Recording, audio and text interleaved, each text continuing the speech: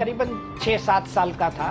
उन्हीं दिनों दूसरे महायुद्ध के सैनिक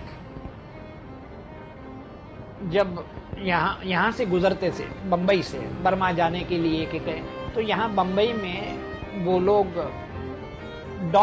डॉकयार्ड में उतरते थे।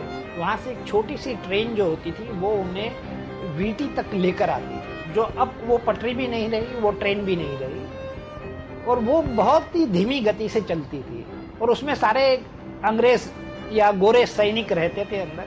तो हम बच्चे सारे उन ट्रेन के साथ दौड़ते थे, भीख मांगते थे कि भाई कुछ पैसे फेंक दो या कुछ खाना फेंक दो। तो ये सैनिक लोग कभी चॉकलेट फेंक दी, कभी किसी ने कुछ सिक्के फेंक दिए, और हम छीना झपटी करते हुए ट्रेन के पीछे दौड़ते रहते थे। तो एक बार ऐसा हुआ कि एक सैनिक ने एक कॉमिक फेंक दिया ट्रेन में से। अब उन दिनों में कॉमिक किसी ने देखा ही नहीं था, क्योंकि इंडिया में कॉमिक थे ही नहीं। जो भी कॉमिक्स कभी कभार कोई यात्री ले आता था वहां से, विदेश से, या इस तरह सैनिक लोग जो आते थे वो कॉमिक्स लेकर आते थे।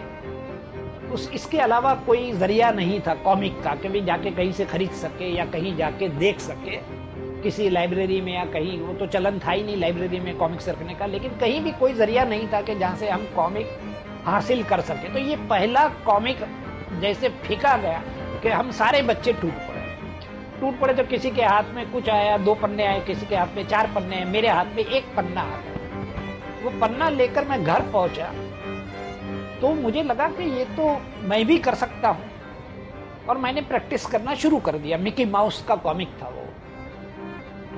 तो प्रैक्टिस शुरू की तो धीरे धीरे मेरा हाथ उसमें बैठने लगा कार्टून में। वो एक ही पन्ने की बदौलत आज मैं कार्टूनिस्ट भी हूं।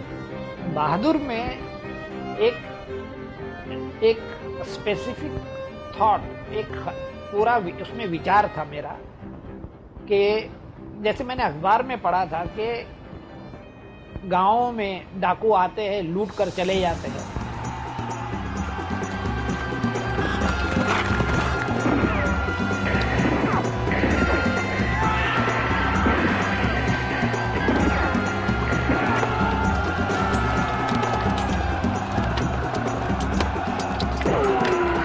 और उसके बाद 24 घंटे के बाद वहां पुलिस पहुंचती है, और हम पुलिस वाले क्यों पहुंच नहीं पा रहे हैं।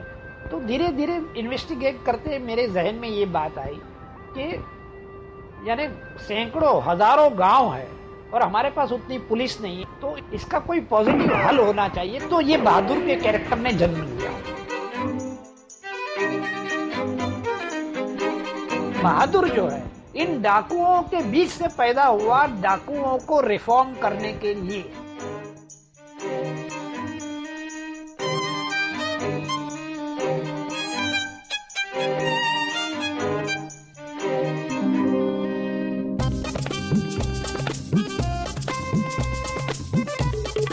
मुझे चाचा चौधरी पढ़ने में अच्छा लगता था। I was a student at that time. 1978 में कॉमिक्स, डायमंड कॉमिक चालू हो चुका था। प्राण के कैरेक्टर्स जो है 1982 के बाद आए थे। प्राण के आने के बाद, प्राण के कैरेक्टर्स के बाद डायमंड कॉमिक की रंगत भी बदल गई थी।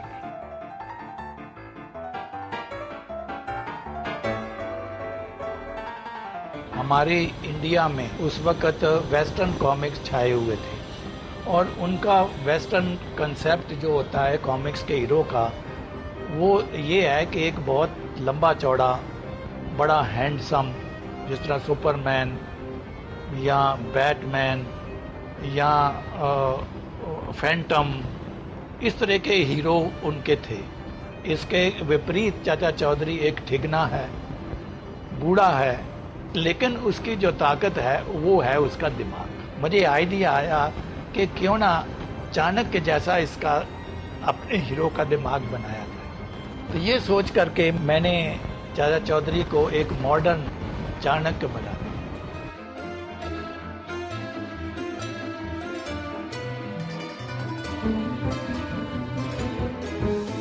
आपको ये सुनकर आश्चर्य होगा कि इंद्रजाल कॉमिक्स टाइम्स ऑफ इंडिया के रोटोग्राफी और मशीन्स को काम देने के लिए शुरू किए गए थे। सामाजिक सेवा करने की इस भावना से ये शुरू नहीं किया गया था। वो रोटोग्राफियर मशीन्स थे, उनको जब तक कैलेंडर छापते थे ये लोग, लेकिन इसके बाद उनको इतना काम नहीं था, तो उन मशीनों को बिजी रखने के लिए ये इंद्रजाल कॉमिक्स की शुरुआत की।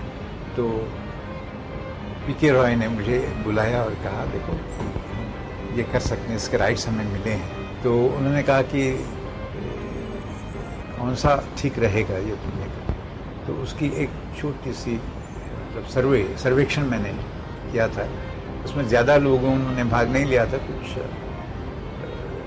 60 लोगों ने भाग लिया था, और उससे ये पता चला कि फैंटम सबसे ज़्यादा लोकप्रिय है। मैंने उनको सुझाया कि हमको फैंटम करना चाहिए, फैंटम नहीं करना चाहिए, अपनी चीज़ हम देना चाहें। तो बोले पहले ये तो कर लो। तो हमने फैंटम का उन्होंने राइट साइन किए और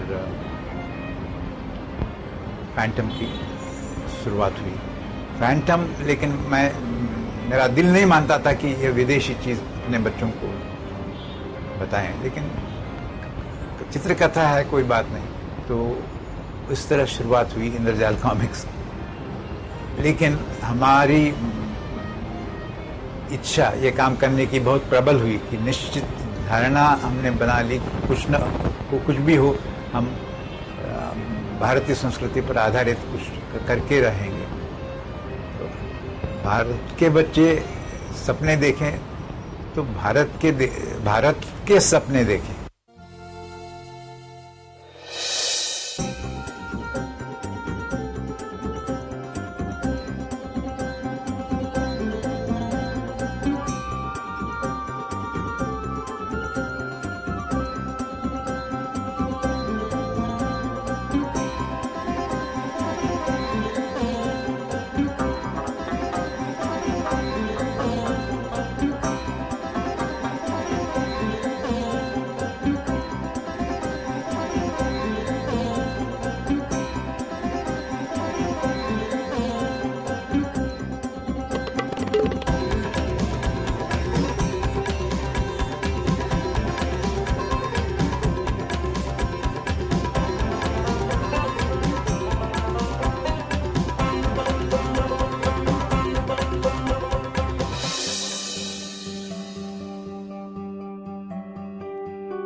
Very wrong to call them comics.